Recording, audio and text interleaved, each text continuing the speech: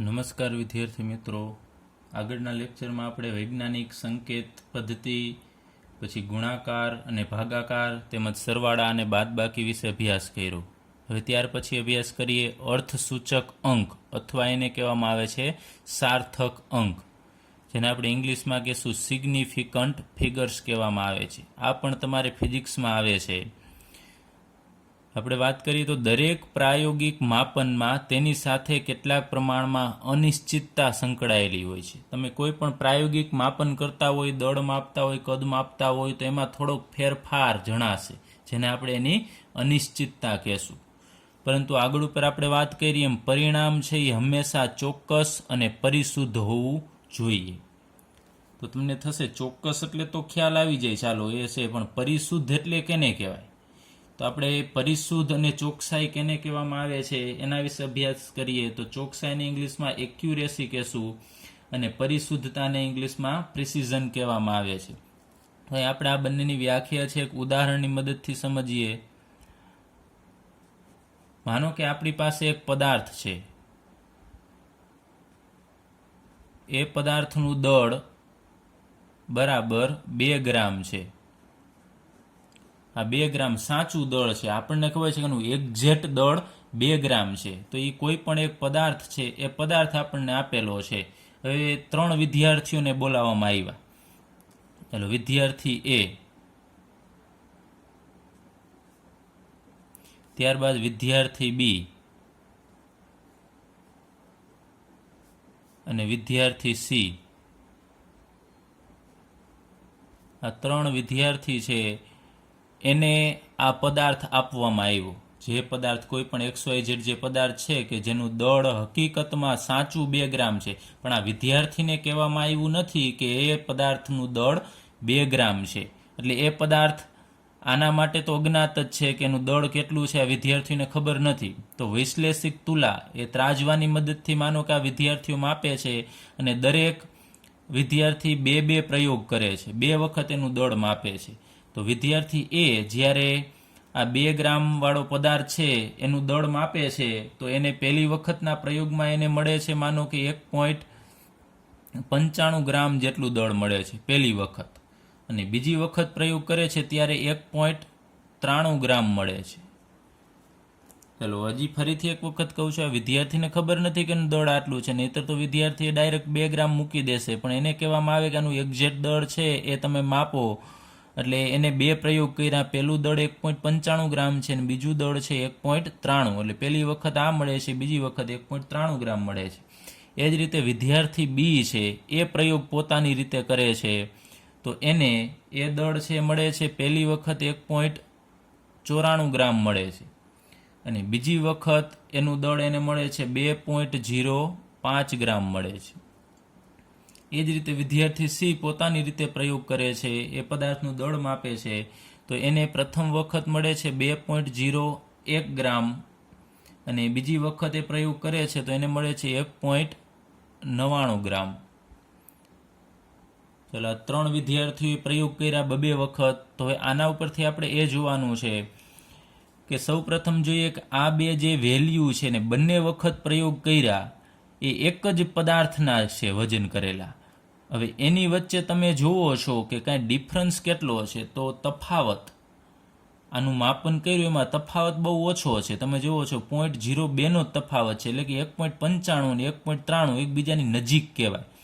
તો જો માપેલા આ જે મૂલ્ય છે એ એકબીજાની નજીક હોય તો એ મૂલ્ય પરિશુદ્ધ છે એમ કહી શકાય, કારણ કે આ બંને મૂલ્ય વચ્ચે ખૂબ ઓછો તફાવત છે. તો પરિશુદ્ધ કેને કહી શકાય? કે એક જ જથ્થાના જુદા જુદા માપન વચ્ચેનું નજીકપણું. એટલે કે એક જ પદાર્થ છે આપણી પાસે, એ પદાર્થનું એને જુદું જુદું માપન કર્યું, 2 વખત માપન કર્યું અને એની વચ્ચે નજીકપણું એટલે કે સમાનતા રહે છે, નજીક મૂલ્ય આવે છે. 1.95 અને 1.93 એકબીજાના નજીકના મૂલ્ય છે, તો એના પરિણામમાં પરિશુદ્ધતા છે એમ આપણે કહી શકીએ, એનું પરિણામ પરિશુદ્ધ છે. હવે આપણે લઈએ કે ચોકસાઈ કેને કહેવાય? તો આનું સરેરાશ, હવે મૂલ્ય કયું ગણવું, આ 1.95 ગણવું કે 1.93 ગણવું? તો એનું સરેરાશ મૂલ્ય લેવામાં આવે છે. ચલો સરેરાશ મૂલ્ય એનું કેટલું થશે? તો આનો સરવાળો કરીને ભાગ્યા તમે 2 કરશો તો એનું મૂલ્ય મળશે આપણને 1.940 અથવા 1.94 ગ્રામ મળે છે. ચલો આટલું મૂલ્ય મળ્યું. હવે આ જે હકીકતનું મૂલ્ય મળ્યું એટલે વિદ્યાર્થી એ જે શિક્ષકને આપશે એને કહેશે કે આ પદાર્થ છે એનું દળ 1.94 મળ્યું છે. તો હવે જે શિક્ષક છે એ કમ્પેરિઝન કરશે કે હકીકતમાં એનું એક્ઝેક્ટ દળ શું છે. તો હકીકતમાં એનું એક્ઝેક્ટ ચોક્કસ મૂલ્ય 2 ગ્રામ છે, પણ એ વિદ્યાર્થી લઈને આવે છે 1.94. તો આ બંનેને તમે મેચ કરો તો આ સાચું મૂલ્ય છે. એની સાથે વિદ્યાર્થીનું આ મૂલ્ય છે મેચ થતું નથી. તો આપણે કહી શકાય કે વિદ્યાર્થી એ છે એનું મૂલ્ય છે એમાં ચોકસાઈ નથી. એટલે કે આનું મૂલ્ય તમને ચોક્કસ ન મળ્યું. હકીકતમાં 2 છે પણ એનું 1.94 મળે છે. ચોક્કસ મૂલ્ય નથી એટલે એનામાં ચોકસાઈ નથી. તો ચોકસાઈ કેને કહેશું? કે મળેલા પરિણામનું. હવે આપણને મળેલું પરિણામ કયું છે? 1.94 એવરેજ મૂલ્ય. એ મળેલા પરિણામનું સાચા પરિણામ સાથેનું સહમતપણું. તો સાચું પરિણામ 2 ગ્રામ છે, તો મળેલું પરિણામ 1.94, એમાં સહમતપણું એટલે સરખામણી થાય છે તો તમે જુઓ છો એ એક્ઝેક્ટ સમાન હોવું જોઈએ. એક્ઝેક્ટ સમાન નથી એટલે એ મૂલ્ય ચોક્કસ નથી. તો આ વિદ્યાર્થીના મૂલ્યમાં ચોકસાઈ નથી એમ આપણે કહી શકાય. તો ટૂંકમાં તમારે યાદ રાખવાનું છે પરિશુદ્ધતા કેને કહી શકાય? કે એક જ જથ્થાના જુદા જુદા માપન વચ્ચેનું નજીકપણું. કે જેટલા પ્રયોગ કર્યા એ બધા મૂલ્ય જો એકબીજાની નજીક મળે ને તો એ મૂલ્ય પરિશુદ્ધ છે એમ આપણે કહી શકાય. અને એ મૂલ્યનું સરેરાશ મૂલ્ય છે એ સાચા પરિણામ સાથે એક્ઝેક્ટ સરખું હોવું જોઈએ, પોઈન્ટમાં ફેરફાર ન હોવો જોઈએ, તો એ મૂલ્યને આપણે ચોકસાઈવાળું કહેશું. પણ અહીંયા તમે જુઓ છો કે એક્ઝેક્ટ સરખું નથી તો એના મૂલ્યમાં ચોકસાઈ નથી. હવે વિદ્યાર્થી બીની વાત કરીએ તો અહીંયા તમે જુઓ છો કે આના 2 મૂલ્ય છે એકબીજાની નજીક છે તો નથી. આમાં ઘણો બધો ડિફરન્સ છે. અહીંયા 0.02નો જ છે, જ્યારે અહીંયા વધારે ડિફરન્સ છે. તો આમાં આનું મૂલ્ય છે એ પરિશુદ્ધ નથી. ત્યારબાદ આપણે એનું સરેરાશ મૂલ્ય લઈએ. આપણે ચાલો લખી નાખીએ આ સરેરાશ મૂલ્ય છે એ કેટલું મળશે. તો આનો તમારે સરવાળો કરીને 2 વડે ભાગશો એટલે એનું સરેરાશ મૂલ્ય 1.995 મળે છે. તો આ એને મળેલું મૂલ્ય છે 1.995. એ સાચા મૂલ્ય સાથે તમારે કમ્પેરિઝન કરવાની છે કે એ બંને મૂલ્ય છે સમાન છે. તો એક્ઝેક્ટ તો સમાન નથી જ, તો આપણે કહી શકીએ કે આનું મૂલ્ય છે એ ચોક્કસ નથી એટલે એનામાં ચોકસાઈ નથી. તો વિદ્યાર્થી બી છે એના મૂલ્યમાં પરિશુદ્ધતા પણ નથી અને ચોકસાઈ પણ નથી. તો ઘણાને એમ થશે કે આ નજીક જ કહેવાય, પણ નજીક નહીં. એક્ઝેક્ટ મૂલ્ય છે સમાન હોય તો જ એ મૂલ્યને આપણે ચોક્કસ મૂલ્ય કહેશું ને એનામાં ચોકસાઈ છે એવું કહી શકાય. તો ત્યારબાદ વિદ્યાર્થી સીની વાત કરીએ તો વિદ્યાર્થી સીએ પણ 2 પ્રયોગ કરેલા છે. એના મૂલ્યમાં નજીકપણું છે તો ઘણા ડાયરેક્ટ એમ જોઈ લેશે કે અહીં 2 અને 1 છે તો એ ડિફરન્સ છે, નજીક નથી. પણ એ નહીં, તમે પાછળના પોઈન્ટની સરખામણી કરો તો અહીંયા 1.99 છે અને 2.01 છે. તો આ બંનેનો ડિફરન્સ ખૂબ જ ઓછો છે એટલે આ મૂલ્ય એકબીજાની ખૂબ નજીક કહેવાય. નજીક મૂલ્ય હોય, માપેલા મૂલ્ય એકબીજાની નજીક હોય તો એનામાં પરિશુદ્ધતા છે. તો આ મૂલ્ય છે એ પરિશુદ્ધ છે એમ કહી શકાય. હવે એનું આપણે એવરેજ લઈએ, સરેરાશ મૂલ્ય લઈએ તો એનું સરેરાશ મૂલ્ય છે એ 2.00 મળે છે આપણને. તો આ મૂલ્ય છે તમે સાચા મૂલ્ય સાથે કમ્પેરિઝન કરો તો અહીંયા 2 ગ્રામ છે અને આ વિદ્યાર્થીએ જે સરેરાશ મૂલ્ય ફાઇનલ મેળવ્યું એ પણ 2 ગ્રામ જ મળે છે. તો આના પરિણામમાં ચોકસાઈ છે એમ કહી શકાય. તો વિદ્યાર્થી સી છે એનું મૂલ્ય પરિશુદ્ધ પણ છે અને ચોક્કસ પણ છે. તો હવે તમને પૂછવામાં આવે કે આવા રીડિંગ આપવામાં આવે ને કયા વિદ્યાર્થીનું મૂલ્ય છે પરિશુદ્ધ છે કે ચોક્કસ છે તો એ તમે નક્કી કરી શકો. ફરીથી એક વખત મૂલ્ય જો નજીક મળે તો એ પરિશુદ્ધ છે અને એનું ફાઇનલ મૂલ્ય છે એ સાચા પરિણામ સાથે જો મેચ થતું હોય તો એ ચોકસાઈ કહેવાય. મેચ ન થતું હોય તો એ ચોકસાઈ ન કહેવાય. ત્યારબાદ વિદ્યાર્થી બીમાં એકય પરિશુદ્ધતા નથી, ચોકસાઈ નથી. જ્યારે વિદ્યાર્થી સી છે એના મૂલ્યમાં પરિશુદ્ધતા પણ છે અને ચોકસાઈ પણ છે. ચલો હવે આપણે જોઈએ કે આપણે જે પ્રાયોગિક મૂલ્ય હોય પ્રાયોગિક કે ગણતરી કરેલ મૂલ્યો, આની અંદર અનિશ્ચિતતા હોય છે. તમને ખબર છે આપણે વાત કરી કે આ આગળ ઉપર જે મૂલ્ય આ બધા ભણી ગયા એમાં અનિશ્ચિતતા હતી, પરફેક્ટ એના મૂલ્ય નથી. તો એ મૂલ્યો છે એની અંદર રહેલી અનિશ્ચિતતા,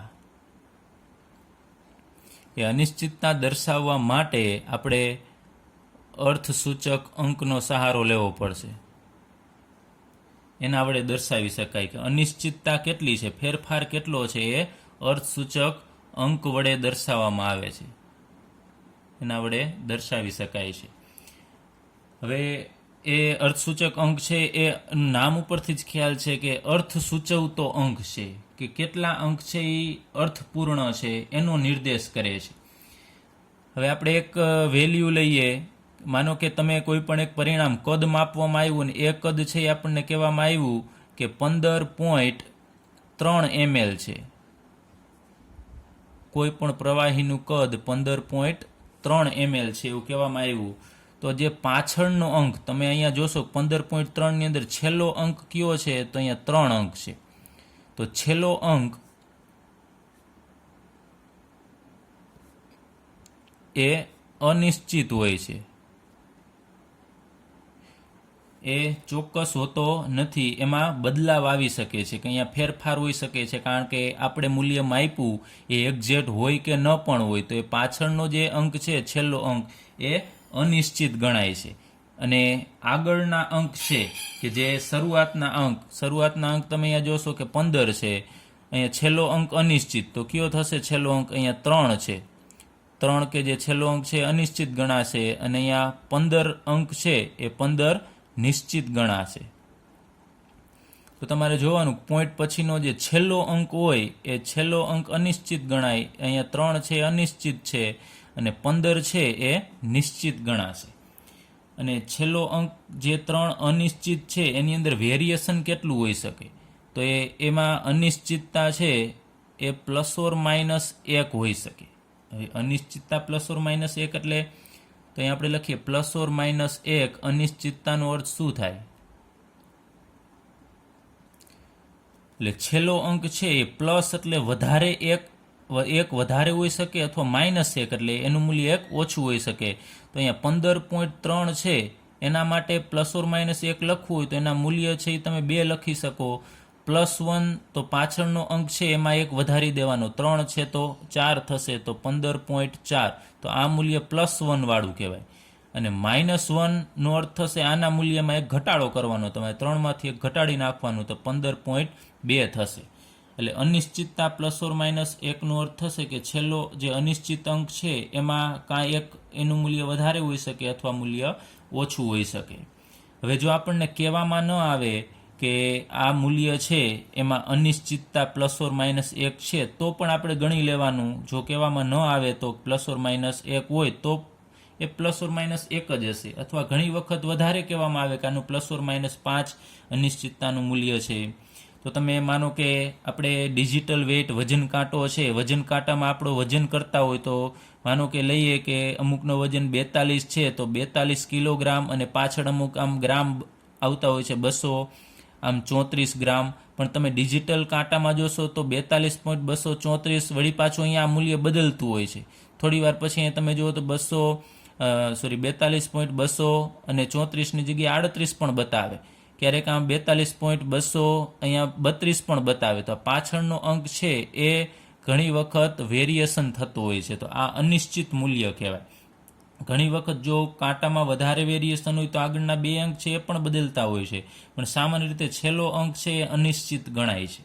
તો એ વજન કાંટામાં લખેલું હોય, જો એક્ઝેક્ટનો વજન માપતો હોય તો એની અનિશ્ચિતતા +or-1 કે +or-2 કે +or-5 અહીંયા હોઈ શકે, કે છેલ્લો અંક છે એટલો બદલાઈ શકે. તમને એના ઉપરથી ખ્યાલ આવી જાય કે એનું મૂલ્ય એક્ઝેક્ટ એ માપેલું નથી. એ 15.3 હોય તો હકીકતનું મૂલ્ય 15.4 પણ હોઈ શકે, અથવા 15.2 પણ હોઈ શકે.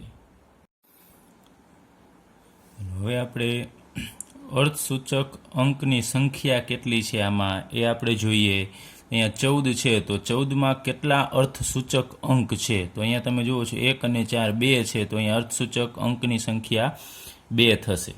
ત્યારબાદ અહીંયા 108 છે, આમાં અર્થસૂચક અંકની સંખ્યા તમે ગણશો તો 1, 2 અને 3, તો આમાં અર્થસૂચક અંકની સંખ્યા 3 છે.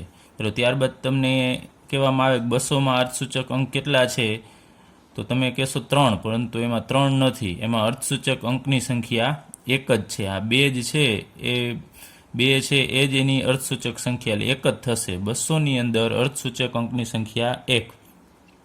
ત્યારબાદ 0.023ની અંદર અર્થસૂચક અંકની સંખ્યા કહેવામાં આવે તો એમાં અર્થસૂચક અંકની સંખ્યા 2 જ થશે. ત્યારબાદ આમાં કહેવામાં આવે કે 0.0030ની અંદર અર્થસૂચક અંકની સંખ્યા કેટલી છે, તો એમાં પણ અર્થસૂચક અંકની સંખ્યા 2 આવશે. તો તમને થશે કે આવું શા માટે? અમુક જગ્યાએ અહીંયા જુઓ છો તો આ બંને 0 છે, કાઉન્ટ કરેલા નથી, અહીંયા આગળના 0 કાઉન્ટ કરેલા નથી, અહીંયા આગળના 0 કાઉન્ટ કરેલા નથી, પરંતુ પાછળનો 0 છે એ કાઉન્ટ કરેલો છે. તો કઈ રીતે અર્થસૂચક અંકની સંખ્યા નક્કી કરવી એના આપણે હવે નિયમ ભણીશું. તમને અહીંયા કન્ફ્યુઝન થતું હશે કે શા માટે આ રીતે આપણે અર્થસૂચક અંક બધા અંક છે લેતા નથી, તો એના નિયમો છે. નિયમો આપણે ભણીશું એટલે તમને આ ક્લિયર થઈ જશે કે કઈ રીતે આનો જવાબ આવેલો છે. તો હવે આપણે લઈએ અર્થસૂચક અંકની સંખ્યા નક્કી કરવા માટેના નિયમો. ચાલો તો લઈએ એનો પ્રથમ નિયમ, અર્થસૂચક અંક નક્કી કરવા માટેના અમુક નિયમો છે. એ નિયમો તમે યાદ રાખી લેશો એટલે તમે કોઈ પણ સંખ્યા છે એમાં રહેલા અર્થસૂચક અંક છે નક્કી કરી શકશો. તો પ્રથમ નિયમ લઈએ, બધા જ શૂન્ય સિવાયના અંક એ અર્થસૂચક અંક છે. બધા જ શૂન્ય સિવાયના એટલે શૂન્ય સિવાયના 9 અંક થશે, 1 થી લઈ અને 9.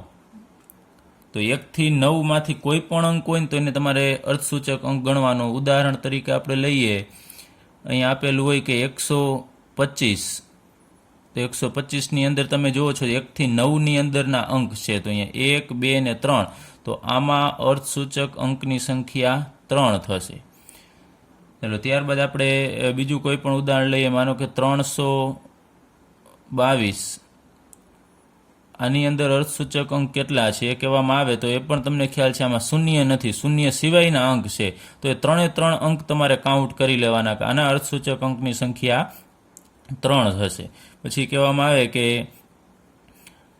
23, તો 23ની અંદર અર્થસૂચક અંક કેટલા છે, તો આમાં એકેય 0 નથી, એટલે તમારે આ બંને અંક છે એ 1 થી 9ની વચ્ચેના છે, એટલે કે શૂન્ય સિવાયના અંક છે, તો આ બંનેને કાઉન્ટ કરી લેવાના. અહીંયા અર્થસૂચક અંકની સંખ્યા 2 થશે. ચાલો ત્યારબાદનો આપણે નિયમ લઈએ કે શૂન્ય સિવાયના અંક એટલે 1 થી 9ની વાત કરે છે.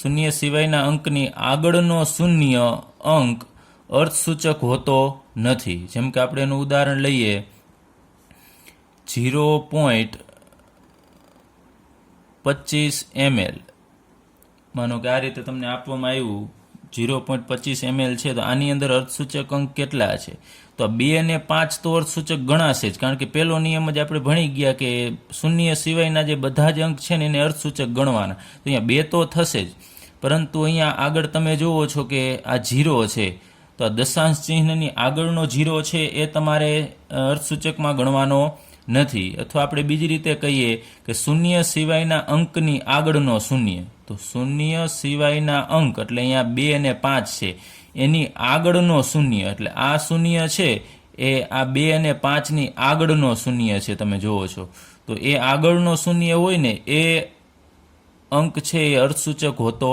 નથી. યાદ રાખજો, આ 2 કે 5 કોઈ પણ છે એની આગળનો એટલે કે ડાબી બાજુનો જે શૂન્ય છે એ અર્થસૂચક નથી. તો આનો અર્થસૂચક અંક માત્ર 2 જ થશે, 2 અને 5, એટલે આમાં અર્થસૂચક અંકની સંખ્યા 2 થશે. ચાલો એ જ રીતે આમ આપેલું હોય તમને કે 0.003 આ રીતે આપેલું છે, તો અહીંયા 3 છે એ શૂન્ય સિવાયનો અંક છે, એની આગળના આ બધા જ શૂન્ય તમે લઈ લ્યો છો, 3 શૂન્ય છે એ એકય અર્થસૂચકમાં આવશે નહીં. આ એટલે કે અંકની આગળનો જે છે શૂન્ય એ અર્થસૂચક હોતો નથી, તો આમાં અર્થસૂચક અંકની સંખ્યા 1 જ થશે. ચલો ત્યારબાદ આપણે ત્રીજો નિયમ લઈએ કે શૂન્ય સિવાયના 2 અંકોની વચ્ચેના શૂન્ય અર્થસૂચક છે. હવે શૂન્ય છે ને આપણે અહીંયા અર્થસૂચક નથી ગણ્યો, પણ માનો કે આપણે ઉદાહરણ એક બીજું લઈએ કે અહીંયા 105 તો આની અંદર રહેલો શૂન્ય છે અર્થસૂચક છે. શા માટે? તો જો શૂન્ય સિવાયના અંક એટલે 1 થી 9 ની આપણે વાત કરી, શૂન્ય સિવાયના અંક કયા છે? અહીંયા 1 અને 5 એ શૂન્ય સિવાયનો અંક છે. એ 1 અને 5 ની વચ્ચે જો શૂન્ય આવેલા હોય, વચ્ચેના શૂન્ય છે ને એને આપણે અર્થસૂચક અંક ગણવાના છે. તો અહીં 1 અને 5 છે, તો એની વચ્ચેનો શૂન્ય છે ને અર્થસૂચક ગણાશે. તો ટોટલ અહીંયા તમારે અર્થસૂચક અંકની સંખ્યા 3 થશે. ચાલો ત્યારબાદ બીજું એક્ઝામ્પલ લઈએ. તો અહીંયા 4005, તો અહીંયા આ 4 છે એ શૂન્ય સિવાયનો અંક કહેવાય, 5 છે શૂન્ય સિવાયનો અંક કહેવાય. તો 2 શૂન્ય સિવાયના અંક હોય અને એની વચ્ચે જેટલા શૂન્ય આવેલા હોય ને એ શૂન્યને તમારે અર્થસૂચક ગણવાના. તો અહીંયા ટોટલ અર્થસૂચકની સંખ્યા થશે 4 ને 5 છે, તો એ તો થશે જ. તો ટોટલ અહીંયા 1, 2, 3 અને 4, તો આમાં અર્થસૂચક અંકની સંખ્યા 4 થશે. એટલે હવે તમારે એ ધ્યાન રાખવાનું છે કે શૂન્ય ક્યારે ગણવું અને ક્યારે ન ગણવું. તો અહીંયા જો અંકની આગળ આવેલો હોય, યાદ રાખજો, આ 2 કે 5 શૂન્ય સિવાયના અંકની આગળના જે શૂન્ય છે ને એને તમારે ગણવાના નથી, પરંતુ શૂન્ય સિવાયના અંક કોઈ પણ હોય એની વચ્ચે જે શૂન્ય આવેલા છે ને એને તમારે કાઉન્ટ કરવાના થશે, એ અર્થસૂચક થશે. ચાલો એના પછીનું ઉદાહરણ લઈએ કે સંખ્યાની જમણી બાજુના શૂન્ય હોય તો તે અર્થસૂચક ગણાય, પણ જો તે દશાંશ ચિહ્નની જમણી બાજુએ આવેલા હોય તો જ પાછા. માનો કે આપણે આમ લખીએ 0.30. ચલો આ એક્ઝામ્પલ લઈએ છીએ 0.30. તો અહીંયા આ 0 છે એને આપણે કાઉન્ટ કરવો કે નહીં? જો આગળનો આ શૂન્ય છે એને આપણે કાઉન્ટ નહીં કરીએ, કારણ કે આપણે આગળ નિયમ આવી ગયો છે કે શૂન્ય સિવાયના અંકની આગળ, શૂન્ય સિવાયનો અંક અહીંયા 3 છે, એની આગળનો શૂન્ય છે ને એ અર્થસૂચક નથી, પરંતુ પાછળનો અંક છે એ અર્થસૂચક છે. પણ ક્યારે? તો કીધું છે સંખ્યાની જમણી બાજુના શૂન્ય હોય, જમણી બાજુનો આ છે, સંખ્યાની જમણી બાજુનો શૂન્ય આ ગણવાનો છે, તો એ અર્થસૂચક ગણાય છે. પણ ક્યારે? કે એ દશાંશ ચિહ્નની જમણી બાજુએ આવેલો, એટલે આ દશાંશ ચિહ્ન છે પોઈન્ટ એની જમણી બાજુએ હોવો જોઈએ. તો અહીંયા તમે જુઓ છો કે આ 0 છે દશાંશ ચિહ્નની જમણી બાજુએ છે, અને સંખ્યા જે છે શૂન્ય સિવાયની એની પણ જમણી બાજુએ છે. 2 હોવું જોઈએ, સંખ્યાની જમણી બાજુએ અને દશાંશ ચિહ્નની જમણી બાજુએ, તો જ એ શૂન્યને આપણે કાઉન્ટ કરવાનો.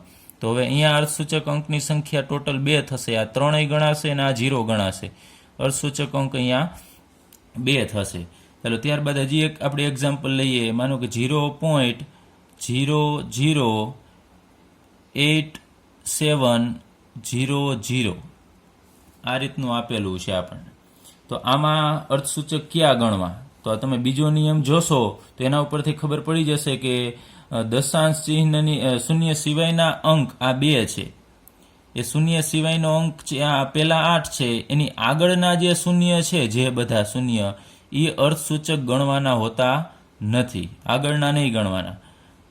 ત્યારબાદ આ શૂન્ય છે એને અર્થસૂચક ગણવા કે નહીં એના માટેનો આપણે અહીંયા નિયમ લીધો કે સંખ્યાની જમણી બાજુના શૂન્ય હોય તો અર્થસૂચક ગણાય. તો આ સંખ્યા છે 8 અને 7 એની જમણી બાજુએ છે, આ તો એને ગણવાના. પણ ક્યારે?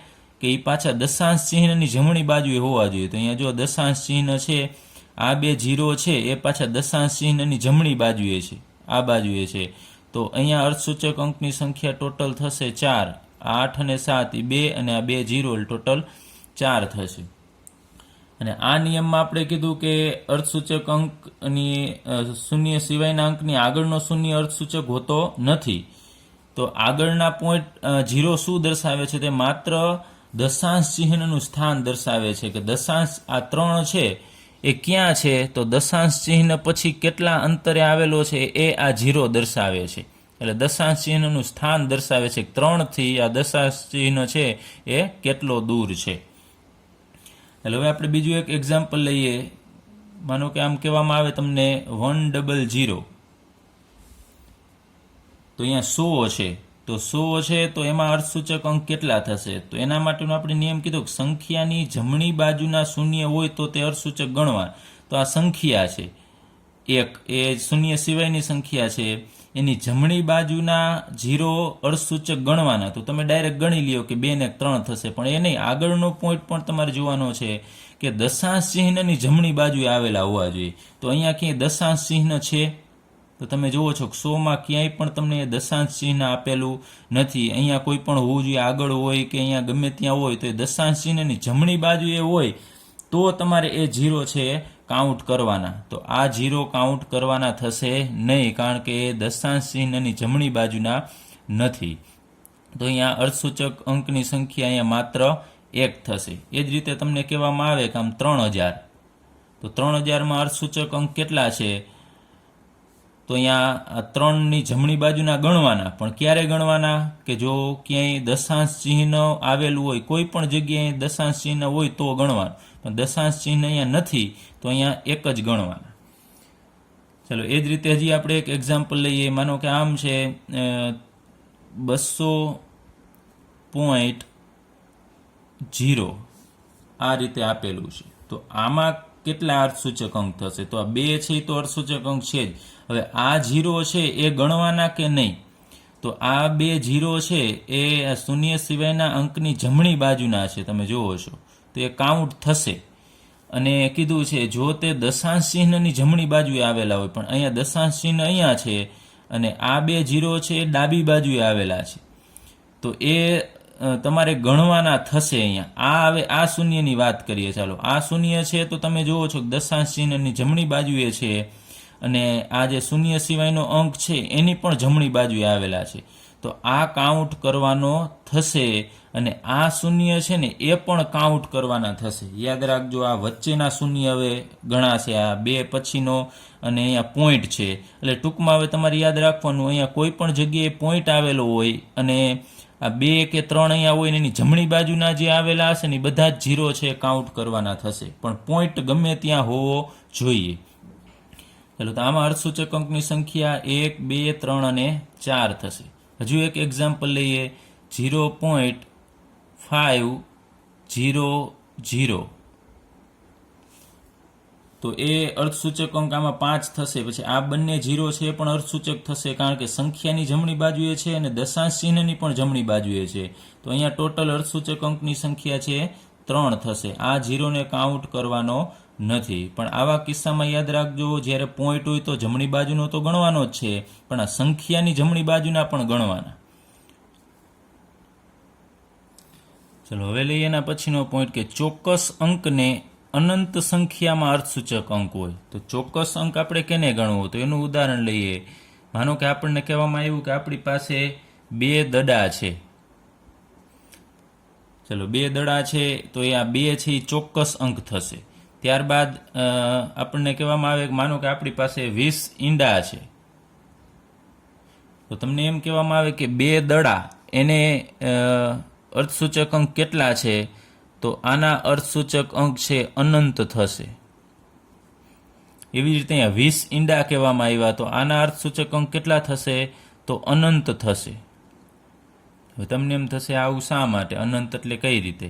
તો 2 દડા છે કહેવામાં આવ્યું છે કે 2 દડા છે, તમે 2 ને આ રીતે દર્શાવી શકો છો. અહીંયા 2 છે એને આ રીતે લખી શકાય, 2 બરાબર અહીંયા 2 પોઈન્ટ આમ 0 0 0 0 0 0 0 વડે તમે દર્શાવી શકો છો. ગમે તેટલા 0 દર્શાવી શકો છો, કારણ કે એ 0નો અંત આવતો નથી. તો આ જે 0 છે એ બધા જો દશાંશ ચિહ્નની જમણી બાજુના છે અને આ અંક છે એની પણ જમણી બાજુના છે, આ દરેક 0 છે અર્થસૂચક થશે, તો એને અર્થસૂચક અંક અનંત થશે.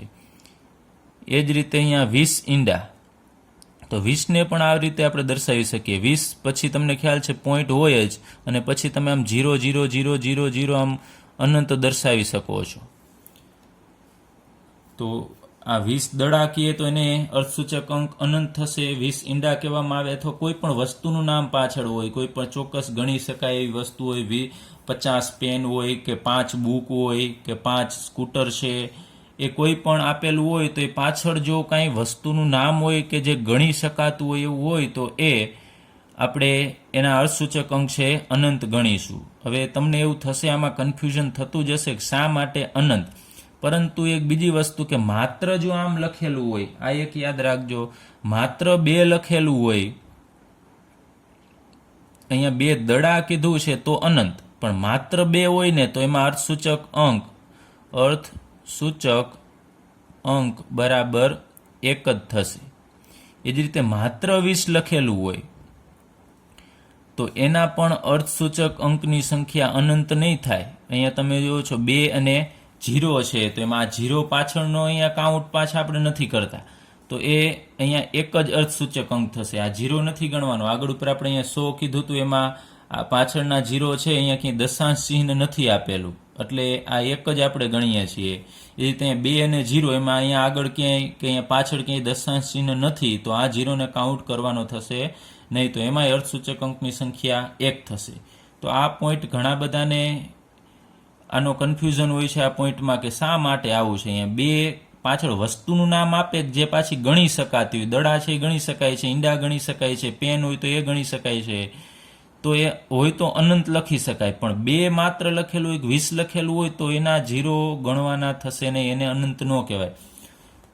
હવે શા માટે ન કહેવાય એ અહીંયા લખીએ. માત્ર માનો કે તમે અહીંયા 2 લખેલું છે, તો આ 2 છે તો એ શું છે તમને ખ્યાલ નથી કે 2 શું હોઈ શકે. 2 દડા હોઈ શકે, 2 સેન્ટીમીટર હોઈ શકે, અથવા તો 2 મીટર પણ હોઈ શકે, અથવા તો 2 કિલોગ્રામ હોઈ શકે, અથવા તો 2 ગ્રામ પણ હોઈ શકે. શું હોય તમને ખ્યાલ તો છે નહીં, માત્ર તમને 2 જ આપેલું છે. હવે જો સેન્ટીમીટર, મીટર, કિલોગ્રામ, ગ્રામ આ બધું હશે તો એ તો એક્ઝેક્ટ અંક હોય કે ન હોય તમને ખ્યાલ છે. 2 કીધું છે, માનો કોઈ વસ્તુ છે એનું વજન છે 2 કીધું છે, 2 ગ્રામ છે, તો 2 ગ્રામ પરફેક્ટ ન પણ હોય. એ 2 પોઈન્ટ તમે આમ દર્શાવો કે ચાલો આ 2 ને મારે આમ દર્શાવવા છે 0 0 0 0 0 0, તો અનંત સુધી 0 હોય એનો મતલબ કે પરફેક્ટ 2 થયું, પરંતુ એનું વજન છે 0 0 0 આમ કરતાં કરતાં માનો કે અહીંયા પણ 1 આવી શકે. આ જગ્યાએ એનું વજન છે એટલું વેરિએશન આપણે અનિશ્ચિતતા કીધી, તો એ અનિશ્ચિતતાની વેલ્યુ અહીંયા પણ થોડોક 1 આવે, તો અહીંયાથી પછી તમે અનંત દર્શાવી શકતા નથી, તો એના અર્થસૂચક અંક આટલા જ થશે, અનંત થશે નહીં.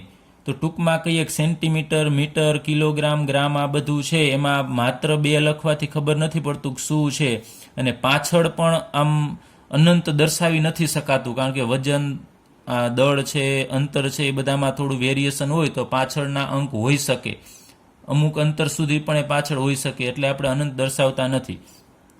જ્યારે અહીંયા વાત કરીએ આપણે ઈંડા, તમને કહેવામાં આવ્યું છે કે 20 ઈંડા, તો હવે 20 જ હોય, પછી આમ આગળ ઉપર આમ ન હોય કે આમ 20.00000001 ઈંડું આવું. તો 20 ઈંડા છે એ પરફેક્ટ હશે. પછી એવું ન હોય કે એક ઈંડા, આ ઈંડું છે તો એનો આટલો ભાગ છે, આ એક ઈંડાનો માઇનોર આટલો ભાગ વધારે છે, 20 ઈંડાને માથે આટલું ઈંડું, એવું ન હોય તો આપણે કહીએ જ નહીં કે 20 ઈંડા, તો એમ ન કહીએ 20.3 ઈંડા છે એમ, કે 20.003 ઈંડા છે. એટલે આ સંખ્યા ગણી શકાય એવી છે કે 20 ઈંડા કીધું એટલે પરફેક્ટ 20 જ હોય, પછી એ ગણી શકાય છે ને એમાં કોઈ માથે નાનું એવું કાંઈ ઈંડું કે ઈંડાનો ભાગ હોઈ શકે નહીં. એ જ રીતે અહીંયા આપણને કીધું છે 2 દડા, તો પરફેક્ટ કાઉન્ટ કરી જ શકાય કે અહીંયા 2 જ દડા છે.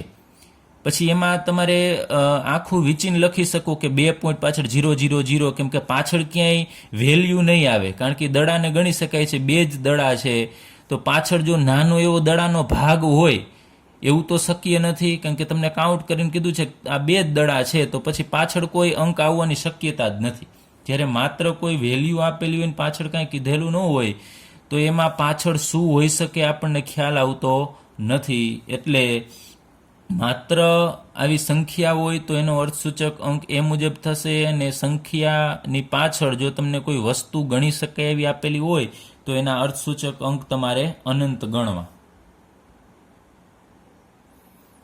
ચલો હવે આપણે લઈએ કે જો વૈજ્ઞાનિક સંકેત પદ્ધતિમાં કોઈ વેલ્યુ આપેલી હોય,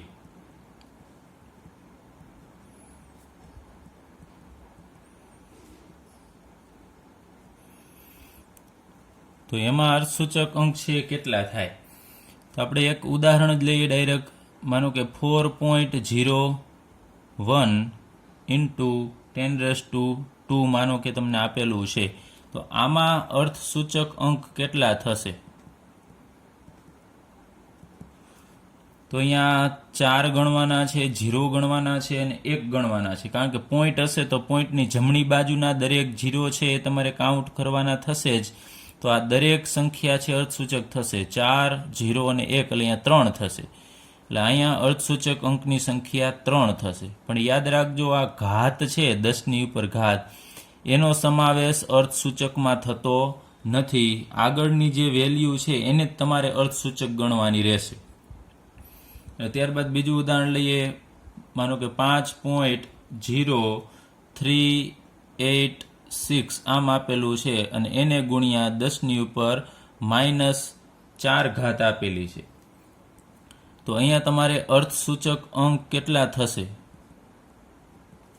એ ગણવા છે. તો ઘાતને તો ગણવાની થશે જ નહીં, એના સિવાયના અહીંયા 5 અને 6 એની વચ્ચે તમને ખ્યાલ છે દરેક 0 બધી વસ્તુને કાઉન્ટ કરવાની. તો અહીંયા સુધીના તમારે 1, 2, 3, 4, 5 અને 6 થશે. તો અહીંયા અર્થસૂચક અંકની સંખ્યા 6 ગણાશે. એટલે યાદ રાખજો, એક આ વૈજ્ઞાનિક સંકેત પદ્ધતિમાં લખેલું હોય તો આ ઘાત છે એને આપણે અર્થસૂચક ગણવાની હોતી નથી.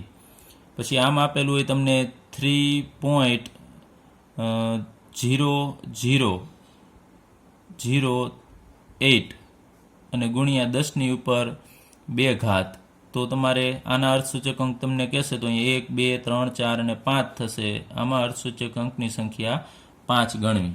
એક મેઇન વસ્તુ છે કે તમારે ઘાતને કાઉન્ટ કરવાની નથી, બાકી અહીંયા જે આપેલું છે એ બધાને કાઉન્ટ કરી લેવું. ચાલો હવે આપણે થોડાક પ્રેક્ટિસ માટેના એક્ઝામ્પલ લઈએ કે તમારે એના અર્થસૂચક અંક છે લખવાના છે. 3258 આમાં રહેલા અર્થસૂચક અંક કેટલા છે એ ગણવાના છે. ત્યારબાદ 3500, ત્યારબાદ 3.005,